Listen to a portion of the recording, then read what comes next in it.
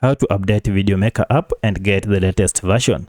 So if you're having challenges with your Videomaker app, or if you are missing some key features that comes with the latest version, then you just need to update your Videomaker app to the latest version. To do so, it is quite simple. On your Android smartphone, you can use Play Store. However, if you are using an iPhone, just proceed to your App Store. So for in case I'm using Android, and I'll go ahead and tap on Play Store, and from Play Store I'll search for Videomaker. And as you can see, our app is here. It is already installed on my smartphone. If I tap on it, you can see we have two functions here, uninstall and open. Now if you are using outdated Videomaker app, it will be written here update.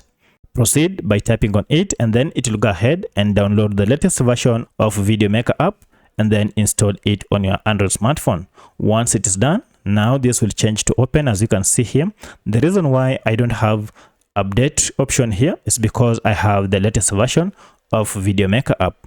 Now from here, proceed and open the app, and now start using it. Now this will give you the latest functions that come with this app, and it will also be much faster. If you have any other question, kindly let me know in the comment section. Otherwise, if this video was helpful to you, kindly support me by liking this video and also by subscribing to my channel.